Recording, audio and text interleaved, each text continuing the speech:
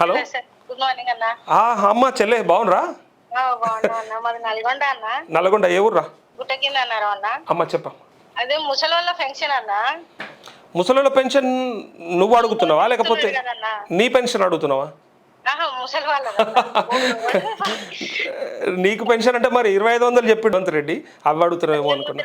అది ఎట్లా ఏడాది కాదు కానీ విలేజ్ లో 2000 పెన్షన్ ఇస్తున్నారు కన్నా. ఆసరా పెన్షన్. అవును. ఏంటంటే ఇంత ముందుకి ఊర్లోనే ఇచ్చేదన్న పెన్షన్ ముసలోళ్ళకి. అయితే ఇప్పుడు బ్యాంక్ లో వేస్తున్నాడు అన్న. ఓల్డేజ్ అయిన వాళ్ళు ఎట్లా పోతారన్న?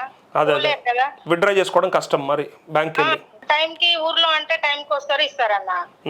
వాళ్ళకి అసలు వాళ్ళకి ప్రాబ్లం ఏంటంటే ఎవ్రీ మంత్ ఇస్తే ఖర్చు పెట్టుకోవడానికే కదా, అంటే ఉపయోగపడడానికే కదా ఇచ్చేది. మెడిసిన్ కి దానికి యూజ్ చేసుకోవడమే కదా. అలాంటప్పుడు వాళ్ళకి క్యాష్ చేరితే ఓకే, కానీ అకౌంట్లో వేస్తే పాపం బ్యాంక్ వెళ్ళడం అనేది ఒక పని అవుతుంది వాళ్ళకి. మళ్ళీ ఎవరు తీసుకెళ్తారన్న? టైం కి ఎవరు ఉండరు వాళ్ళకి. మళ్ళీ ఇంకోటి బాగా డబ్బులు ఉన్న వాళ్ళంటే బ్యాంక్ లో సేవ్ చేసుకున్నా పర్లేదు, ఎప్పుడో ఒకసారి పోయి తెచ్చుకుంటారు. కానీ 2000 మీదే బతికేటోళ్ళు ఉంటే పోయి తెచ్చుకోవాల్సిందే ప్రతి నెల పాపం.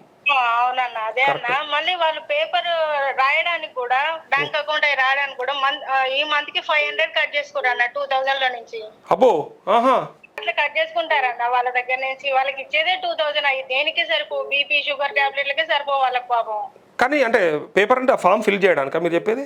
ఫామ్ ఫిల్ చేయడానికి 500 తీసుకున్నారన్న మా ఊర్లో. 500? 500 తీసుకున్నారు. 5 రూపాయలు కాదు, 10 రూపాయలు కాదు, 50 రూపాయలు కాదు, 500 అన్న. ఎంత పెన్షన్? 200 మందికి పెన్షన్ వస్తుంది మా ఊర్లో. ప్రతి ఒక్కరి దగ్గర 500 తీసుకున్నారన్న. ఏ ఊరు తల్లి ఇది? ఊరు పేరు జీకే అన్నారు. అన్నారం. ఓకే. నల్గొండ నుంచి 4 కిలోమీటర్స్ ఉంటుంది అన్న. నల్గొండ టౌన్ కి 4 కిలోమీటర్స్ అంతే. 4 కిలోమీటర్స్ ఉంటుంది. మీరు ఎవరి దృష్టికి తీసుకోవాలి? మా నాన్నమ్మ నేను తీసుకెళ్ళినా, నాకన్నా ముందే కట్ చేసుకొని 1500 ఇచ్చినాడు అన్న. ఎవడాడు 500 దోసుకున్నాడు దొంగ? ఆయన పేరు నాకు అంత ఐడియా లేదన్న. నెక్స్ట్ టైం నీకు కంపల్సరీ నాకు నెంబర్ పెట్టు గంతే, ఖాళీ నెంబర్ పెట్టి ఇగో ఇట్లా 500 రూపాయలు తీసుకుంటున్నాను పెట్టు గంతే, నేను చూసుకుంటాను సంగతి. తమాషా అయిపోయింది. ప్రభుత్వం ఇచ్చేదే ముసలోళ్ళు ఆదుకోవాలి, వాళ్ళకి ఇబ్బంది అవుతుందని. ఈ అల్లకెళ్ళి ఈ దొంగలు మోపైనాక ఇంకేం పడైంది నడిమిట్లా వాళ్ళకి. ఎట్లా అంటే మీ ఒక్కరి దగ్గర పాప స్కూల్లో స్కూల్లో డ్రాప్ చేసి వచ్చి ఎమ్మటే మీ లైవ్ పెట్టుకుంటాను. మీ లైవ్ చూస్తే నాకు రిలాక్స్ అనిపిస్తుంది. నిజంగా అమ్మా, థ్యాంక్ యూ సో మచ్ చెల్లె, థ్యాంక్ యూ. హౌస్ వైఫ్ ని. ఏం చేస్తారు సార్? ఏం చేస్తారు? ఫార్మసిస్ట్ అన్న. ఓ ఫార్మసిస్టా? ఓకే. మీరు కూడా చదువుకున్నారు? చదువుకున్నాను. Degree discontinue. House wife. Okay. సరిపోతుంది ఎల్కేజీ పాప. ఓకే. అంటే ఇన్ని రోజులు నాకు రైతులు కొంతమంది మహిళలు అంటే చేస్తుంటారు, పెద్దవాళ్ళు వాళ్ళు వీళ్ళు. బట్ మీ ఏజ్ గ్రూప్ వాళ్ళు చాలా తక్కువ, అంటే నా వార్తలు చూస్తారని కూడా నాకు తెలియదు. మీకేం నచ్చిందమ్మా? నీకేం నచ్చింది అంటే నేను ఇంకా ఇట్లా మార్చుకోవాలి? నిజాయితీగా చెప్పడం నచ్చిందన్న. అది ఎవరైనా కానీ, కేసీఆర్ గానీ, రేవంత్ రెడ్డి గానీ, ఎవరైనా నిజాయితీగా చెప్పడం నచ్చిందన్న. అలా తప్పు ఉంటే తప్పు, ఒప్పుంటే ఒప్పు. అది కదా ఇప్పుడు మనం అసలు ఉండాల్సింది అది. మనకు అదే వదిలేసి ఇప్పుడు బయట చాలా ఛానల్స్ ఏమైపోయినాయి అంటే అది చూడంగానే చెప్పేస్తారు, ఇది పలానా ఉంది, ఇది పలానా ఉంది. మరి నా దాంట్లో నేను బీజేపీ కాదు, బీఆర్ఎస్ కాదు, వాళ్ళంటే వాళ్ళు, వీళ్ళంటే వీళ్ళు, ఏదంటే అది. నాకేంది పబ్లిక్ బాగుండాలి, పబ్లిక్ ఏమన్నా ఇబ్బంది కావద్దు, తక్లీఫ్ కావద్దు అంతే. ఇప్పుడు తక్లీఫ్ అయితే రైతు బంధు గురించి ఒక ఆయన రవీంద్ర యాసాని ఉన్నారు కదన్న.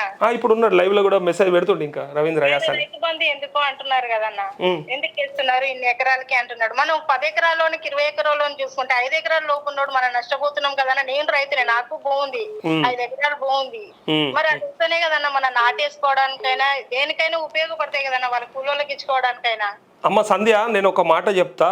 వీళ్ళు ఇప్పుడు వీళ్ళని దొంగలు అనకపోతే ఏమనాలి? రేవంత్ రెడ్డి ఏం చెప్పిండంటే అసలు రైతు బందే వద్దు అని చెప్పి రావాలి. నిజంగా ఆయన చిత్తశుద్ధితోని అంటే కరెక్ట్ కనుక అంటే ప్రజాసొమ్ము ప్రజాధనం వృధా కావద్దు అనుకుంటే రైతు బంధు అవసరమే లేదు అని ఆ రోజు చెప్పి రావాలి. కానీ ఆ రోజు ఏం చెప్పిండు? 2 కాదు 3 పంటలు ఇస్తా అన్నాడు. 1 రైతు బంధు ఆపనికి మేమేమన్నా దివానాగాలమా అన్నాడు. 2వ పాయింట్. ఇంకొక పాయింట్ ముఖ్యమైనది, మీరు అంతే చాలా మంది అంటే మళ్ళీ అంటే రివైజ్ చేసుకోవాలి కొన్ని మాటలు. మనము ఏం చెప్పిండ్రు రాగానే గుట్టలకు, పుట్టలకు, చెట్లకు, పడవబడ్డ భూములకు లేదా రియల్ ఎస్టేట్ వెంచర్లకు, పెట్రోల్ బంక్లకు ఇచ్చిండు కేసీఆర్. కాబట్టి నేను మొత్తం అసలు 100 ఎకరాలు ఉన్న అటువంటిది దోచుకున్నారు, కాబట్టి కటాఫ్ పెడతాము, 30,000 మంది ఈ రాష్ట్రంలో ఉన్నటువంటి రైతులు మాకు సూచన చేసిరని చెప్పిరా. అది అడ్డం పెట్టుకొని, ఆ రిపోర్ట్ అడ్డం పెట్టుకొని ఒక 2 ఫసలు ఎగ్గొట్టిరు, మనకి ఇయ్యలేరు. తీరా నిన్నటికి మొన్న ఒక రైతు బంధు పడ్డది మనకి, యాదికుందా? అవునన్న 15 ఎకరాల దాకా పడ్డది తల్లి. అవునన్నా. నాకు అంటే 15 మించి కూడా పడవచ్చు, 40 వాళ్ళకి కూడా పడవచ్చు, నాకు తెలియదు. నేను అగ్రికల్చర్ డిపార్ట్మెంట్తో మా రిలేషన్స్ ఉన్నారు 15 వరకు అయితే. నేను కూడా అగ్రికల్చర్ డిపార్ట్మెంట్ వాళ్ళతో మాట్లాడితే, అన్న మా రిపోర్ట్ ప్రకారం, మా దగ్గర ఉన్నటువంటి ప్రకారం, మా సర్వే నెంబర్ల ప్రకారం ఒకళ్ళకు 15 ఎకరాలకు హైయెస్ట్ పడ్డదన్న అని చెప్పగానే నా ఫ్యూజులు ఎగిరిపోయినాయి.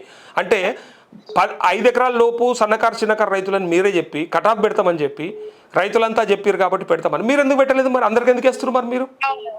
అది ఇప్పుడు ఈ క్వశ్చన్ అర్థం కావాలి చాలా మందికి. అరే మరి వాళ్ళు కేసీఆర్ అందరికి వేసిండు ఖరాబ్ చేసిండు అన్నప్పుడు నువ్వెందుకు కటాఫ్ పెట్టలేదు అంటే ధైర్యం లేదు, కటాఫ్ పెట్టే ధైర్యం లేదు మీకు. అది తప్పు కదా. మరి వాళ్ళు కూడా అవసరమే కదన్న ఓటుకి. అయితే ఓటు కోసానికి ఇచ్చిండ్రు అనేది పక్కకు పెడితే, ఒకనాడు తెలంగాణలో ఉన్నటువంటి పరిస్థితుల నేపథ్యంలో రైతు బంధు మొదలైంది. సరే, ఇప్పటికి కూడా చెప్పేది ఏంటంటే 10 ఎకరాలున్నా 20 ఎకరాలున్నా మీరు ఒకవేళ కటాఫ్ పెట్టాలనుకుంటే, ఇప్పుడు 20 ఎకరాలు ఉంటుంది చెల్లె, వాళ్ళకి 5 ఎకరాలు కూడా అంటే ఒకవేళ 5 ఎకరాలకైనా వేస్తే ఆయనకు అదుకుంటుంది కదా, ఉపయోగపడుతుంది కదా. ఇప్పుడు ఒకవేళ మీరు 5కో 7కో కటాఫ్ పెట్టాలనుకో, ఇంతకుముందు ఇది చాలా మంది విభేదించారు. కానీ నేను నా సూచన ఏంటంటే, సన్నకారు చిన్నకారు రైతులకు ఇచ్చుంటే పెద్ద రైతుకు కూడా ఒక 5 ఎకరాలకే కదా వేసేదేమో. నువ్వు ఇంతకుముందు 20-30 వేసినప్పుడు నువ్వు యాడున్నావు, పోయినాయి కదా ఉత్తగా. మరి ఇప్పుడు అదే వాళ్ళకు కూడా ఒక 5 వేస్తే వాళ్ళు కూడా సపోర్ట్ ఎక్కుకుంటారు కదా. అట్లా పెట్టి 100 ఉన్నోని కూడా 10 వేసేస్తే, 100 ఉన్నోని కూడా 10 వేసేస్తే నీ పని అయిపోతుంది కదా. ఎందుకు ఇదంతా? ఒకవేళ అది వద్దనుకుంటే ప్రజలను మెప్పించాలి దమ్ముంటే. ఎస్, రైతు బంధు పెట్టుబడి సాయం అనేది అవసరం లేదు రాష్ట్రంలో అని ఒప్పించే దమ్ము ఉండాలి, సత్తా ఉండాలి నాయకులకి.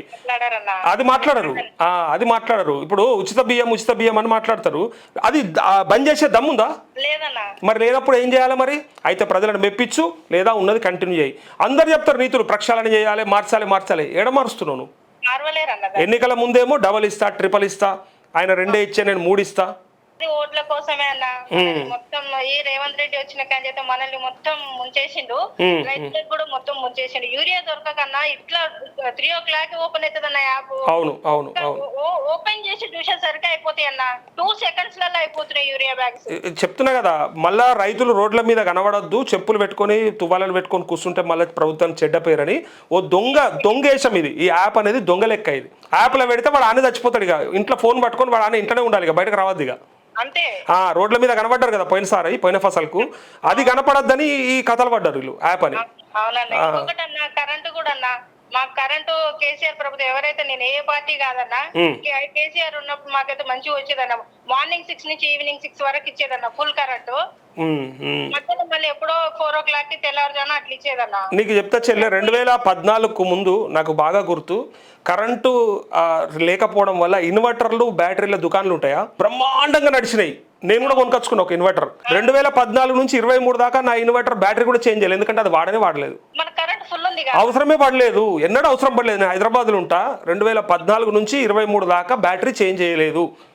10 ఏళ్ళు బ్యాటరీ నడిచిందా అంటే మరి నేను వాడలేదు కాబట్టి అది అట్నే ఉంది. ఎన్నడో ఒకనాడు ఒక 2 నిమిషాలు పోతే వచ్చేది.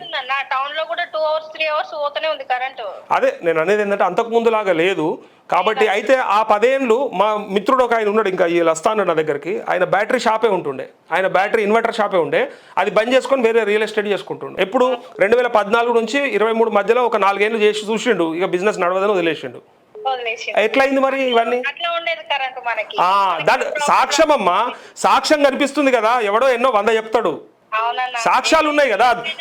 రేవంత్ రెడ్డి కంటే కేసీఆర్ బెటర్ అన్న. జనరేటర్లు బ్యాటరీల దుకాణాలు బంద్ అయినాయి, బిజినెస్ తగ్గింది, మనకు కరెంట్ మన ఇళ్ళలో చేంజ్ చేయలేదు, ఇది సాక్ష్యం. ఇంకా పెద్ద సాక్ష్యం ఏంటంటే 2014లో మనకు 70,000 మెట్రిక్ టన్నుల ధాన్యం అంతే.